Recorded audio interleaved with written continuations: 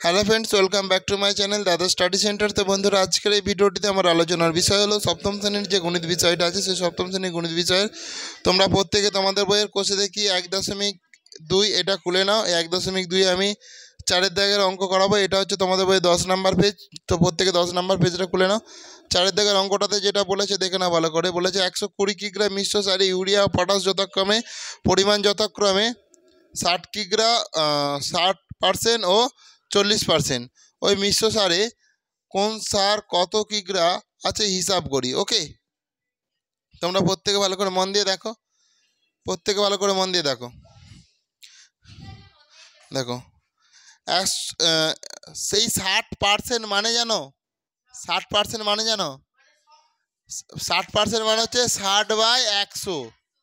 তার মানে 100-তে 60 আছে, 100-র মধ্যে 60 পেয়েছে। এরকম তোরা যদি তখন মানে 100-তে 95 পাস, তাহলে 95টা পরে লেগে। তো তার মানে 100-র মধ্যে পরীক্ষা, সেখানে 95 পেয়েছিস। এরকম টাইপের জিনিসটা দেখে না ভালো করে। তাহলে আমরা যেটা করব যে প্রথমে দেখো 120 কিগ্রা মিশ্র সারে ইউরিয়া পটাশ যথাক্রমে, ইউরিয়া আর পটাশ। তাহলে ইউরিয়া এখানটা আমি লিখছি, ইউরিয়া 60% বলে দিয়েছে। আর পটাশ, এর মানে হচ্ছে পটাশ তোকে বলে দিয়েছে 40%। ওকে, ইউরিয়া কত পার্সেন্ট বলেছে? 60%। আর পটাশ 40%। তার মানে আমি এটা তো লিখতেই পারি যে 100 কিগ্রা মিশ্র সারে 100 কিগ্রা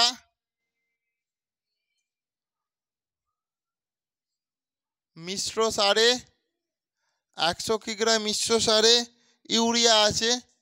এই প্রথমে ইউরিয়া মানে ইউরিয়া আছে লিখব,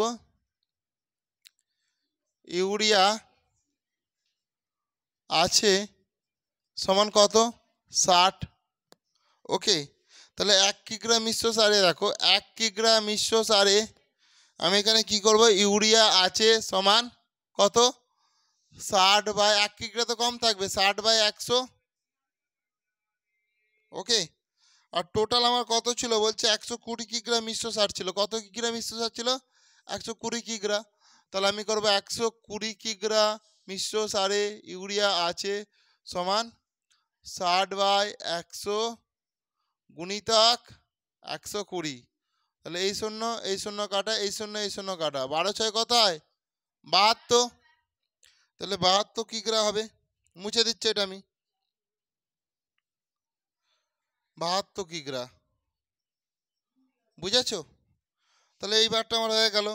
দেখো, তাহলে অতএব ইউরিয়া আছে, অতএব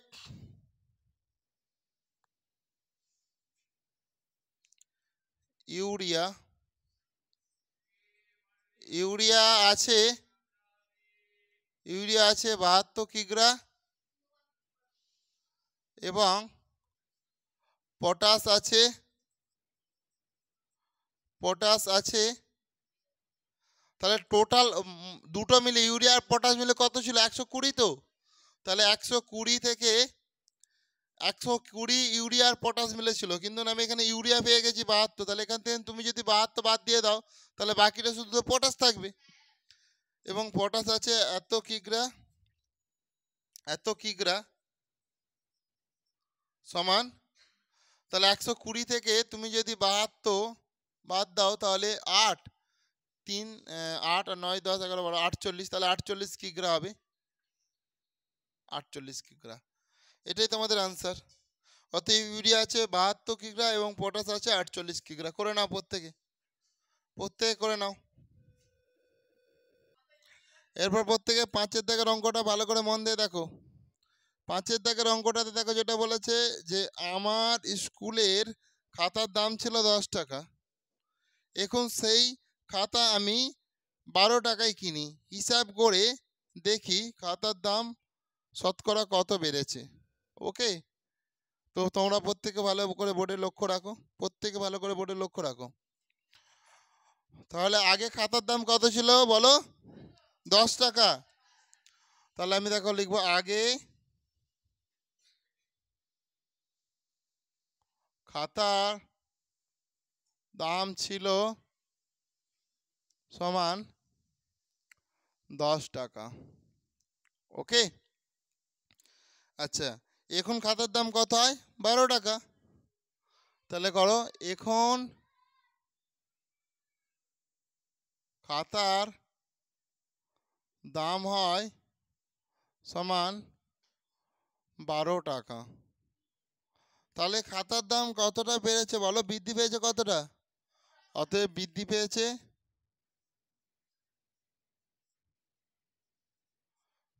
পেয়েছে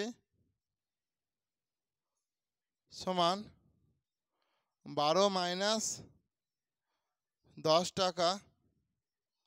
তার মানে কত টাকা বৃদ্ধি পেয়েছে বলো? 2 টাকা। ওকে, তাহলে খাতার দাম কত টাকা বেড়েছে?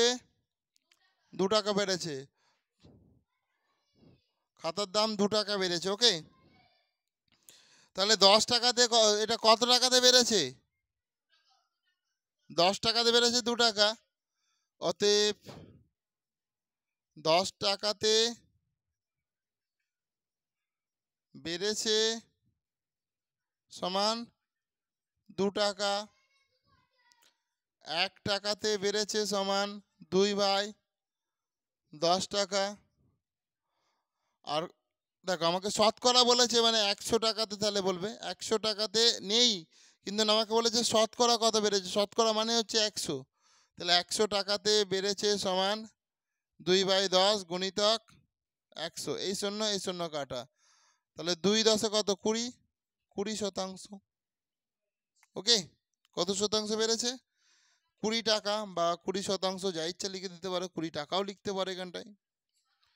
তাহলে আমি কি করব দেখো, অতএব খাতার দাম বেড়েছে, অতএব 100তে বেড়েছে 20 টাকা, অতএব খাতার দাম বেড়েছে 20%। ওকে, খাতার দাম কতটা বেড়েছে? 20% বেড়েছে। করে নাও প্রত্যেকে যে যার খাতাতে।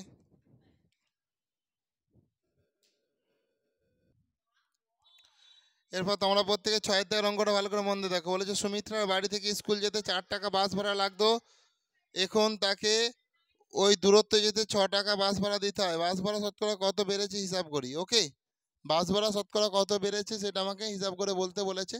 তো তোমরা প্রত্যেকে ভালো করে মন দিয়ে দেখো। তাহলে আগে কত বাস ভাড়া দিতে বলো? 4 টাকা।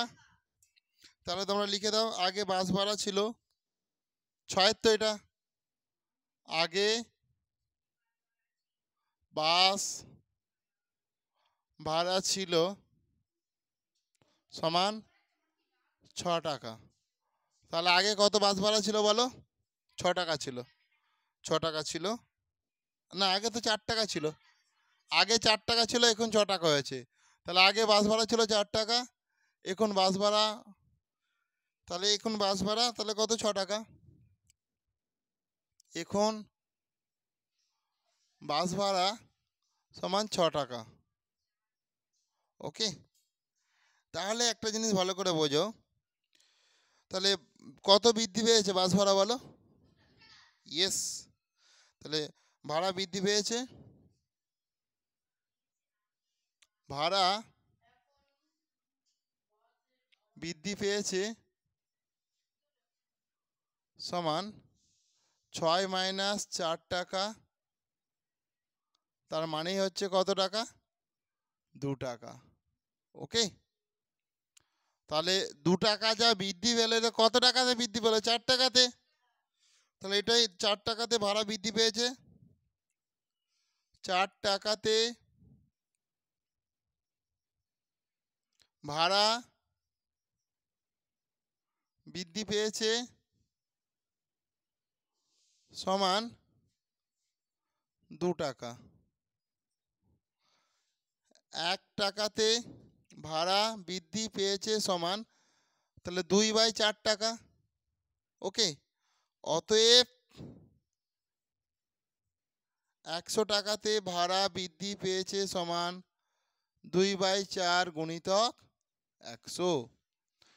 তাহলে দেখো, 2 25 100, 25 দুগুণে কত? 50, 50 টাকা। তাহলে 100 টাকাতে ভাড়া কত টাকা বৃদ্ধি পেয়েছে? 50 টাকা। তার মানে ভাড়া কত % বৃদ্ধি পেয়েছে? অতএব ভাড়া শতকরা বৃদ্ধি পেয়েছে অতএব বাস ভাড়া শতকরা, অতএব বাস ভাড়া শতকরা 50 টাকা বৃদ্ধি পেয়েছে। অতএব বাস ভাড়া শতকরা 50 টাকা বৃদ্ধি পেয়েছে। করে নাও প্রত্যেকে।